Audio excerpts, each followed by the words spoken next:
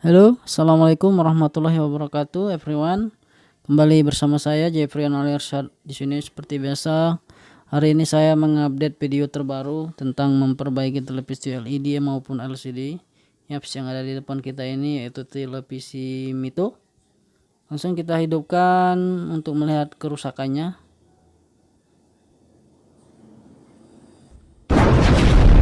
Oke, adapun kerusakannya yaitu no power atau mati total atau tidak ada kehidupan sama sekali, baik di layar maupun di lampu LED indikatornya tidak hidup sama sekali alias mati total.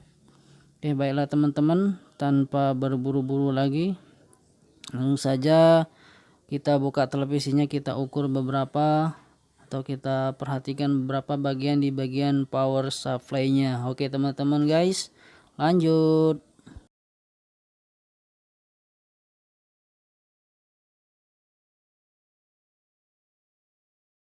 Oke teman-teman, jadi setelah kita buka cover belakang, lihat sudah penampakan jeruan dari televisi LED ini.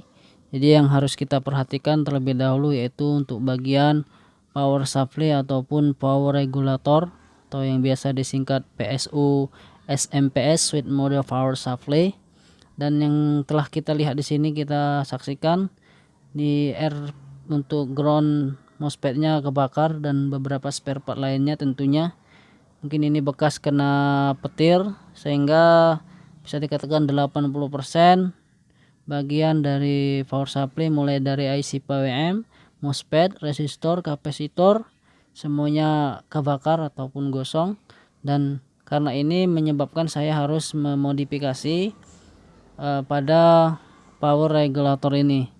Jadi ada 3 cara bisa kita lakukan untuk memodifikasi. Yang pertama menggunakan gacun 3 kabel, namun ini sangat berbahaya, tidak recommended untuk televisi LED.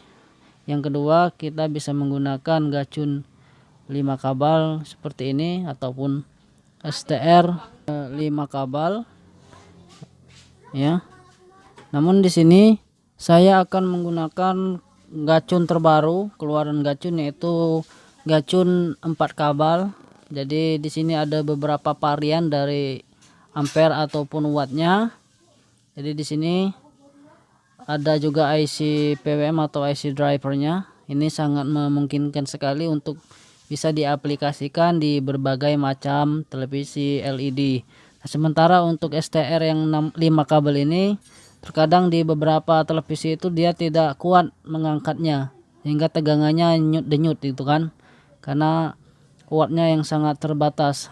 Sementara untuk yang 4 kabel tadi dia ada variannya, jadi bisa kuat untuk ampere atau watt, untuk ampere ataupun watt yang lebih tinggi seperti televisi atau LED LCD lainnya.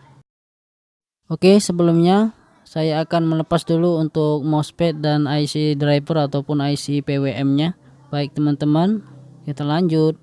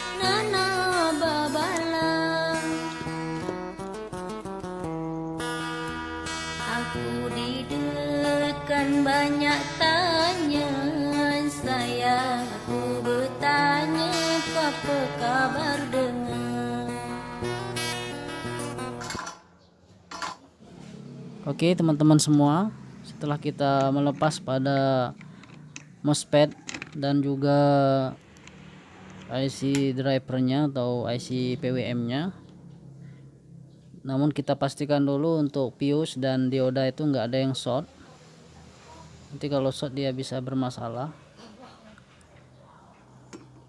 Dan ini adalah gacunnya, gacun 4 kabel. Jadi ada beberapa warna di sini, jangan sampai kita salah dalam memasangnya. Warna hitam, warna merah, warna biru, biru muda dan putih. Ya. Dan kita juga bisa melihat dari brosurnya ataupun instruksi manualnya. Di situ kita bisa lihat skemanya, cara menghubungkan dari masing-masing kabel. Itu yang merah ke 300 volt atau bekas drain MOSFET, yang putih ke tegangan supply driver 15 volt, yang biru ke optocoupler, dan yang hitam ke ground. Jadi cukup simple sekali, tidak terlalu banyak kabel yang harus kita hubungkan. Oke, yang pertama yang warna merah kita hubungkan ke drain atau output dari IC switching, trafo switching, ya, bekas drain dari MOSFET yang lama. Kemudian yang hitam kita solderkan ke ground. Saya di kaki elko saja, di bagian groundnya atau di minusnya. Dan selanjutnya yang warna putih. Nah, yang warna putih ini untuk PCC driver yang dihasilkan dari trafo switchingnya, yang biasanya digunakan untuk mendriver IC PWM nya. Tegangannya sekitar 12 volt sampai 20 volt. Dan juga kita pastikan dioda tersebut masih keadaan bagus, tidak short ataupun rusak. Oke, sudah terhubung. Dan yang satunya lagi ke kaki optocoupler bagian sebelah kiri. Jadi yang sebelah kanannya itu terhubung ke ground. Dan pastikan juga kaki optocoupler itu tidak terhubung lagi ke IC ataupun komponen yang ada di power supply nya. Ya, jadi formasinya seperti ini. Yang merah ke drain atau 330 volt out trafo, yang putih ke B plus nya ataupun driver, tegangan drivernya, yang biru ke optocoupler, dan hitam ke ground. Ya, cukup mudah sekali ya instalasinya, cukup seperti ini saja. Dan juga pastikan fuse masih keadaan bagus, tidak putus, dan komponen yang lain juga tidak rusak. Oke, kita balik dulu televisinya, lalu kita coba untuk menghidupkan televisi ini. Mudah-mudahan work. Ini juga bisa diaplikasikan di televisi yang lain. Jadi ada beberapa varian ampere dan wattnya tadi.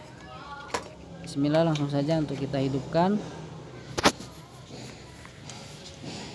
Oke, kita lihat untuk LED indikatornya sudah menyala. Kita start dari tombol power, sudah mati. Apakah timbul gambar? Yaps, alhamdulillah, gambar pun ikut keluar.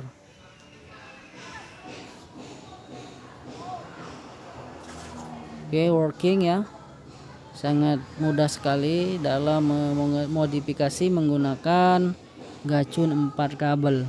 Jadi kembali dari awal tadi, saya tidak merekomendasikan untuk gacun 3 kabel diaplikasikan di LCD ataupun LED, karena banyak kejadian menggunakan kabel 3 kabel itu bisa suatu saat merusak pada mainboard, apalagi digunakan di televisi sub LG, Panasonic, dan lain sebagainya.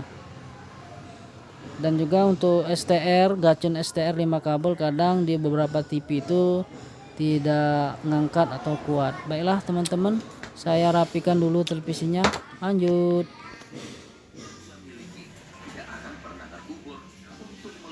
Oke, baiklah teman-teman, sudah berhasil saya tutup, kita rapikan. Mungkin sedikit saja perjumpaan dari kita. Semoga video kali ini bermanfaat bagi semua. Terima kasih atas atensi dan dukungannya. Semoga berkah bagi semua. Salam kompak selalu. Wassalamualaikum warahmatullahi wabarakatuh.